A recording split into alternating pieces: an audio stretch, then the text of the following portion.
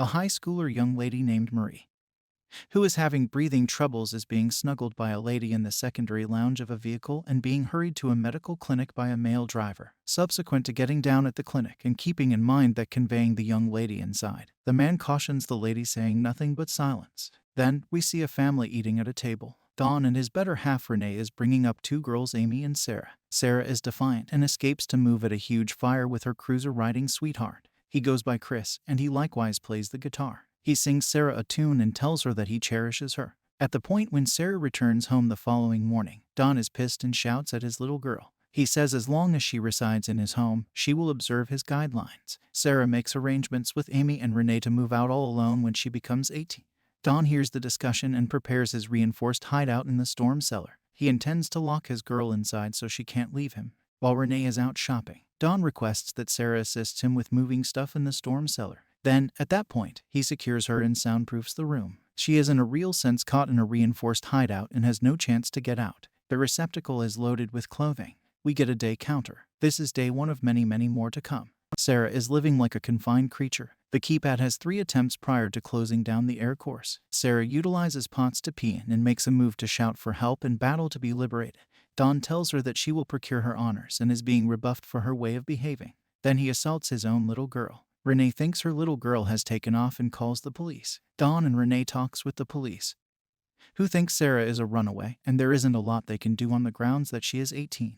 Day 7, Sarah is wounded and battered. She thoroughly considers Chris to get herself the injury she is encountering. Incidentally, Chris makes an appearance to examine Dawn concerning where Sarah is. Dawn lies and says she escaped with another man named Stevie. Day 21, Dawn goes ground floor, powers Sarah to put on a red dress, gives her a birthday cake, and asks her what she needs. She says she needs to be delivered, to which he says that it is too soon. Then she requests a television, to which he says she needs to procure it. Then, at that point, she requests a clock. He concurs and requests that she draw nearer.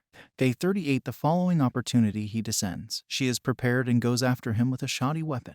Yet he effectively evades the assault and beats her and likely assaults her once more. Quick forward from day 39 to day 354, Sarah is pregnant with her dad's youngster, her sister. She conveys her child with no clinical help or legitimate clinical cleanliness. She is utilizing a nursing book to plan for the child. She names the child Marie. After 4 years, Sarah is bringing up her girl and she is likewise pregnant once more. They are totally secured in the storm cellar together and just have each other. Sarah appears to be quieted down and talks with Don, in any event, offering him tea once he visits. Don has an advancement and tells that he will have another office. He likewise has furnished her with certain essential necessities, like a table, pantries, a sleeping cushion, and so on. Sarah finds out if he could deliver them, to which he answers furiously. Yet, he later gives them a television as a Christmas present.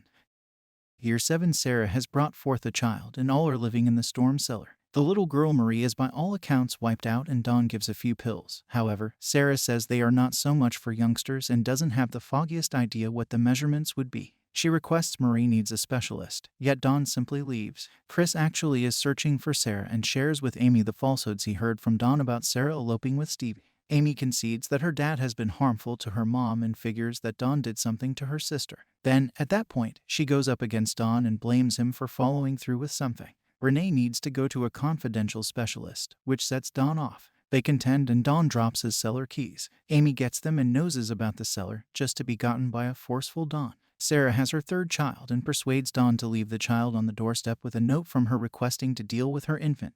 Dawn passes on the child for Renee to find. He finds a more modest note Sarah passed on requesting that her mother call the police since she is caught in the storm cellar. 14 years. The youngsters, Marie and Michael, are growing up. They have social nervousness from being secured in a storm cellar shelter their entire lives. They don't see how awful the circumstance they are in truly is. 17 years. In the storm cellar secure, they notice a break in the roof and begin recovering their direction with a spoon. In the interim, Renee makes them bond time with her grandson Thomas. Sarah goes the entire evening digging. She is additionally pregnant once more. The opening prompts the front yard, and she streaks a light flagging a neighbor for help. At the point when the neighbor goes to the front entryway and tells Don, he goes first floor and beats his pregnant girl, making her prematurely deliver. Following 18 years in bondage, Don fills Sarah in about her other child living simply above them named Thomas. He utilizes Thomas to turn Marie and Michael against their mom.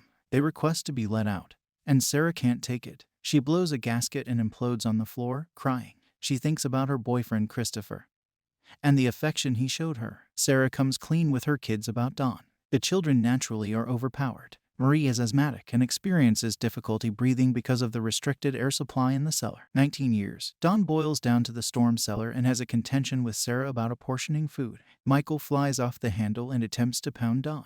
That mainly makes him angrier. Over the ground, Dawn is struggling by the same token. He continually battles with his better half, is terminated from his work, and his home is in abandonment. He is burnt out on dealing with Sarah and the children and channels carbon monoxide into the storm cellar air vents with a hose while they rest. Thomas gets Dawn in the carport and thinks about the thing his granddad is doing. Dawn has a shift in perspective and doesn't kill them. He goes to the cellar to keep an eye on them, and we see that they are okay despite everything dozing. 20 years. Marie has breathing issues and has an asthma assault so awful that she wants clinical consideration. Sarah asks Dawn to take them to the emergency clinic, and she even refers to him as father. He surges them to the trauma center. It is a similar scene we saw toward the beginning of the film. Specialists battle to save Marie. Specialist and gets some information about Marie's clinical history. Sarah requests to go to the washroom, and Dawn won't let her go. She spills water on Dawn's desk work and advances toward finding support while he gets another structure. Sarah tells the specialist everything. Dawn is captured and taken care of forever. Renee is sickened to get familiar with reality with regard to what has been going on with her little girl at her significant other's hand in her own home. The family all move in together. Chris appears and takes Sarah out for a cookout. They discuss their adolescent designs for the future, and Chris apologizes for not putting in more effort to track down Sarah. Then, at that point, they go for a ride together. If you enjoyed this video and want to see more content like this, don't forget to hit that subscribe button and join our growing community of viewers. Thank you for watching.